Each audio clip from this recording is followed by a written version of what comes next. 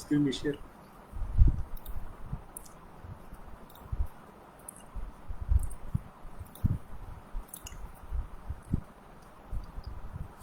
बिस्मिल्लाहिर्रहमानिर्रहीम।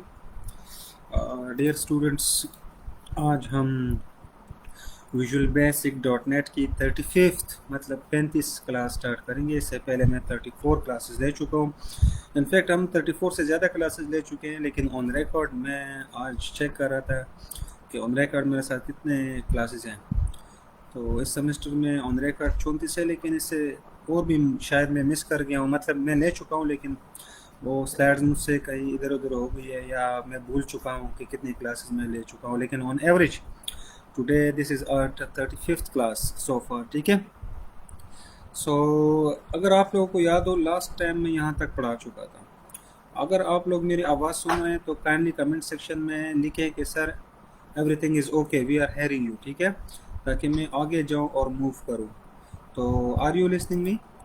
Are you guys listening me? Mohammad Waqas present sir, and Mohammad Faizan Suleman Sahib present. आप लोग ज़रा अगर मुझे सुन रहे हैं तो काइंडली फीडबैक दे दें मुझे। ठीक है। आप लोग क्या मुझे सुन रहे हैं? जी,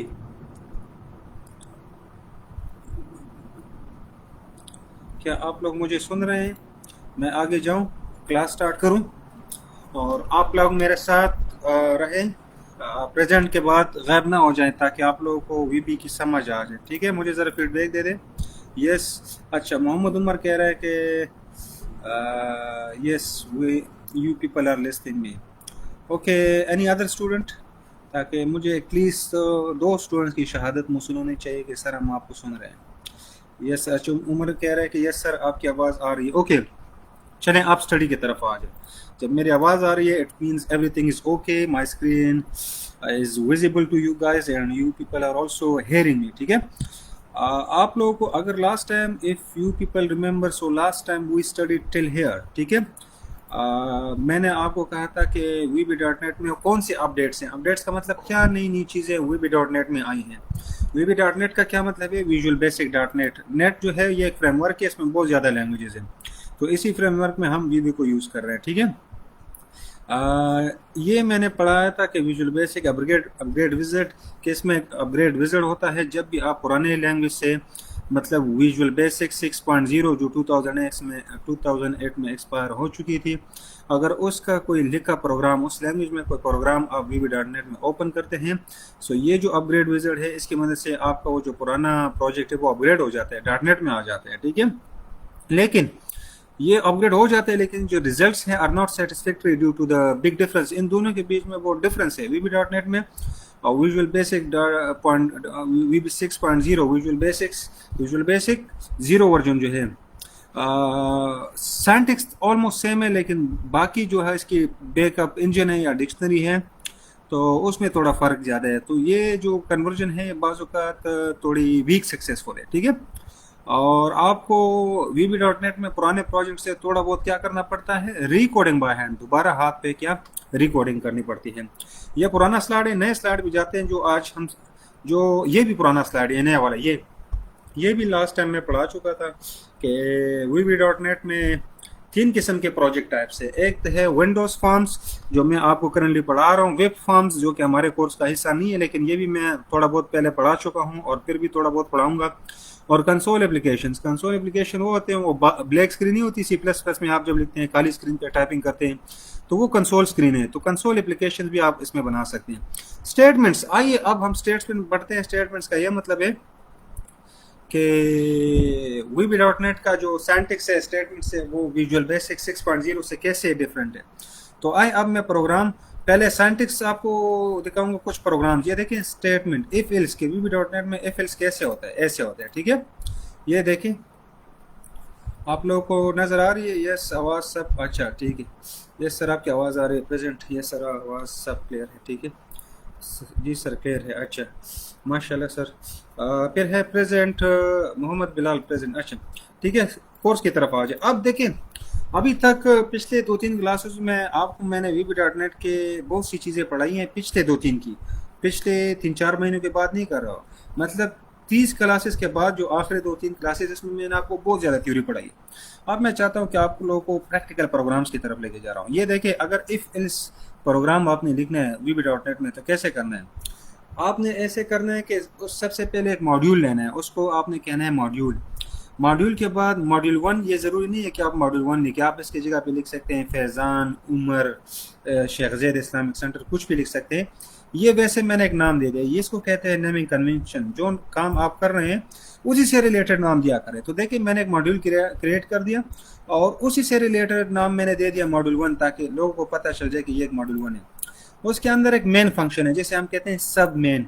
मेन आप C++ में लिख चुके हो, लेकिन यहाँ पे सिंटैक्स थोड़ा चेंज हो गया, यहाँ पे हम सब भी लिखते हैं इसके साथ, ठीक है। फिर वेरिएबल को क्रिएट करने के लिए मैंने एक वेरिएबल लिया है, उसका नाम है इंटीजर इनपुट, और उसका डेटा टाइप क्या है? इंटीजर है। और डिम का मतलब है डायमेंशन। वेरिएबल आप जब भी क्रिएट करेंगे तो डिम का लिखना साथ ज़रूरी है। डिम के बगैर वेरिएबल वो नहीं होता, ठीक है। डिम के बगैर वेरिएबल डिक्लेयर नहीं होता, एरर देता है, ठीक है। ये इसका सिंटैक्स है VB.NET का, ठीक है। मैं ज़रा मैसेज देता हूँ, डियर फेलो, टुडे इंशाल्लाह सरादिल taking the class and sir Maqsood is unavailable. Okay, let's see, ठीक है। आज मैं अवेलेबल हूँ, और कल यार 2-3 दिन से मैं पेशावर से बाहर था, तो अवेलेबल नहीं था, ठीक है। अच्छा, ये देखिए, फिर system.console, ये कंसोल प्रोग्रामिंग में का वो लाइन में उठा चुका हूँ, जो वेब में भी काम करता है और विंडोज़ कॉम में भी काम करता है। तो आप अगर एक मैसेज स्क्रीन पे डिस्प्ले करना चाहते हैं, इस तरह लिखे system.console.write line, उसमें लिखे इंटर एन इंटीजर, और जो मैसेज है स्क्रीन पे आएगा, फिर कीबोर्ड से जाहिर है आपने वो इंटीजर देना होगा। तो आप फिर क्या करें, इंट इनपुट, ये जो वेरिएबल ऊपर मैंने डिक्लेयर किया, इसमें साइन करें क्या, system.console.readline, वो लाइन रीड करो जो मैं कीबोर्ड से दूंगा, ठीक है। इंटीजर में देता हूँ 2.5 वटेवर जो है, या 2, सॉरी नॉट 2.5, यहाँ पे इंटीजर है, डबल नहीं है, तो आप डेसिमल नंबर नहीं दे सकते। मैंने कीबोर्ड से एंटर कर दिया 2, तो वो 2 आ जाएगा इसमें, इनपुट में सेव हो जाएगा। फिर यही मैं नीचे चेक करूंगा कि इफ इंट इनपुट में 1 है, अगर 1 है तो क्या करूँ, system.console.write thank you message show करो।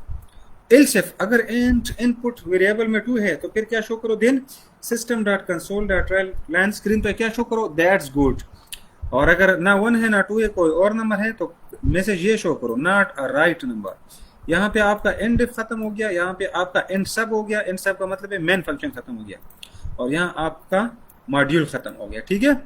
नेक्स्ट स्लाइड पे जाने से पहले मैं आपसे पूछूंगा नीचे कमेंट सेक्शन में बताया कि इसमें आपको क्या समझ नहीं आया, ये इफ एल्स में, ताकि मैं फिर आगे सेलेक्ट केस पे जाऊँ। एक और सिंटैक्स है, कंडीशनल स्टेटमेंट है, वो फिर मैं आपको पढ़ाऊंगा नेक्स्ट स्लाइड पे। पहले ज़रा मुझे ये इसका बता दें, आपको इसमें क्या समझ नहीं आया, कमेंट्स में लिखे। अगर समझ आ चुका है तो मैं फिर आगे जाना चाहता हूँ।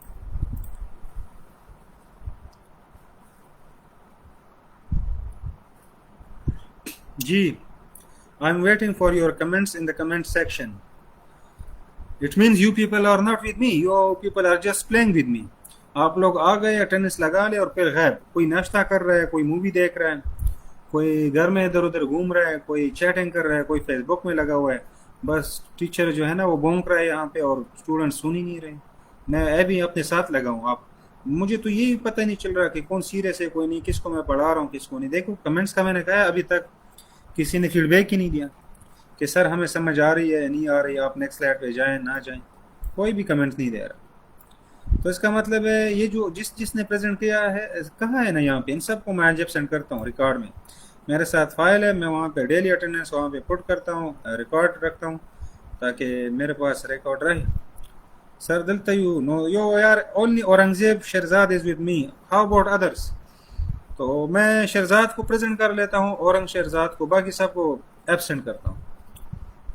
औरंग शेरजाद कहता है कि sir I am with you, okay thank you, वो मेरे साथ है। बाकी ये उमर वगैरह और वो सर वी आर हेयर। अच्छा, should I go to next slide.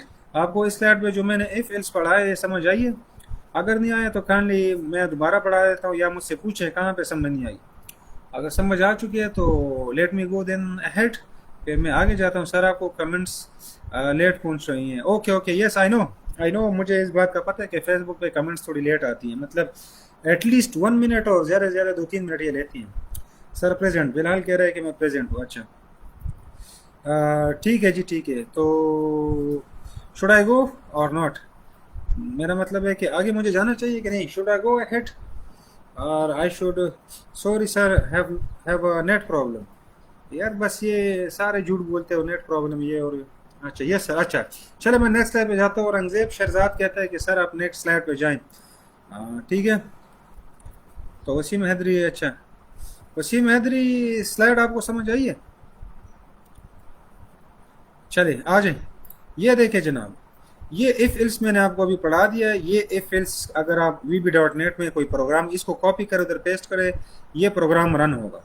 ठीक है। और ये एक प्रोग्राम मैंने लिख लिया, इसमें मैंने इफ इल्स यूज़ किया। ये मैं पहले इस तरह के इफ इल्स पे मैं बहुत से प्रोग्राम पहले पढ़ा भी चुका हूँ और ख़ुद करवा भी चुका हूँ। आज एक और प्रोग्राम ले लें ताकि कल को पेपर में मैं डिफ़िकल्ट क्वेश्चन दूंगा फाइनल टर्म में, या मिड टर्म का जोर भी उधर निकालूंगा, तो ताकि आप लोगों को फिर आ सके। अच्छा ये प्रोग्रामिंग में अब नेक्स्ट मैं पढ़ा रहा हूँ सेलेक्ट। इसमें हम सेलेक्ट करते हैं केसेस। ये स्विच स्टेटमेंट से रिलेटेड है, स्विच की तरह है। C++ में आप स्विच स्टेटमेंट पढ़ चुके होंगे, ठीक है। देखिए स्टेटमेंट का क्या नाम है, सेलेक्ट केस। ऊपर मैं लिख चुका हूँ सेलेक्ट केस। थैंक्स। अच्छा सेलेक्ट केस। और यहाँ पे वही बात है कि एक मॉड्यूल मैंने क्रिएट कर दिया, उसको मैंने मॉड्यूल 1 कह दिया। मॉड्यूल 1 की जगह पे आप इसको कोई भी नाम दे सकते हैं। आप इसको नाम दे सकते हैं नौटंकी, लायर, जूटर, चीटर, ये जो सब कर रहे हैं ना इस वक्त फेसबुक में, सीरियस नहीं है, तो आप इसको कोई भी नाम यहाँ पे दे सकते हैं, ठीक है। उसके बाद मेन बॉडी शुरू हो गई है, एक मेन फंक्शन है और उसके साथ सब लगा लें, ठीक है। फिर नीचे मैं एक वेरिएबल क्रिएट करता हूँ कि इंट इनपुट, वही वेरिएबल जो मैंने पिछले प्रोग्राम में क्रिएट किया था, उसका डेटा टाइप है इंटीजर। और डिम लगाना बहुत ज़रूरी है, डिम के बगैर ये इंटीजर डिक्लेयर नहीं होगा, क्रिएट नहीं होगा, ठीक है। ये C++ की तरह नहीं है, वहाँ पे डिम नहीं है, यहाँ पे है। फिर एक आउटपुट स्टेटमेंट है ये, system.console.write लाइन, कि ये स्क्रीन पे आउटपुट आता है। स्क्रीन पे एक मैसेज आएगी एंटर एन इंटीजर, और यूज़र जो है औरंगजेब शहजाद स्क्रीन पे देखेगा कि वही एंटर इंटीजर, मुझसे इंटीजर मांग रहा है। तो जो वो कीबोर्ड से कोई इंटीजर प्रेस करेगा वो इस वेरिएबल में सेव हो जाएगा, और वो इंटीजर लेगा कौन, ये फंक्शन लेगा, ठीक है। और इस फंक्शन को बाहर हमने लिख लिया VAL। अगर कोई कीबोर्ड से 2 दे देता है, लेकिन अगर बाय मिस्टेक वो स्ट्रिंग की फॉर्म आ जाता है, तो की फॉर्म में आ जाता है, तो वो ये वैल्यू जो है ना, वैल्यू उसको वैल्यू में कन्वर्ट कर देगा। VAL का मतलब है वैल्यू, और उसमें एक इंटीजर आ जाएगा वैल्यू बनिस्बत स्ट्रिंग के, ठीक है। अब नीचे आ जाए, इन केसेस में हम देखेंगे कि इंट इनपुट में जो वैल्यू है वो क्या है, 1 है। अगर 1 है तो स्क्रीन पे मैसेज शो करो थैंक यू। अगर उसमें 1 नहीं है, 2 है, तो स्क्रीन पे मैसेज शो करो दैट इज गुड। अगर वो 3 to 7 है, अगर वो 3 से लेके 7, 3, 4, 5, 6, 7 है, तो स्क्रीन पे शो करे ओके। अगर वो केस इज ग्रेटर देन 7, अगर वो 7 से कोई वैल्यू ग्रेटर है तो कहो 2 बिग, बहुत बड़ी वैल्यू है। अगर इसके अलावा इस रेंज से अलावा जो मैंने बताई है आपको, 1 से लेके 7 या 7 से ग्रेटर, लेट्स सपोज आप कोई और वैल्यू देते हैं, 0 देते हैं, तो वो कहेगा नॉट अ राइट नंबर। क्या आपने, ठीक है ये नंबर तो है, लेकिन वो नंबर जो मैं चाहता हूँ वो आपने इंटर नहीं किया, तो that is not a right number. ये वो नंबर नहीं है जो मैं चाहता हूँ, ठीक है। प्रोग्राम कहते हैं। तो ये मैसेज स्क्रीन पे आ जाएगा। यहाँ पे जो है एंड सेलेक्ट, ये जो सेलेक्ट कंडीशनल स्टेटमेंट है वो यहाँ पे एंड हो गई है, यहाँ पे मेन फंक्शन एंड हो गया, यहाँ पे मॉड्यूल एंड हो गया। I hope you have understood. मैं 1-2 सेकंड के लिए वेट करता हूँ ताकि आप लोगों का फीडबैक इस पे ले लूँ कि यह प्रोग्राम आप लोगों को समझ आ चुका है कि नहीं। अगर आ चुका है तो फिर मैं नेक्स्ट स्लाइड पे जाता हूँ, ठीक है जी। समझ आई है, मुझे कमेंट्स में बता दें।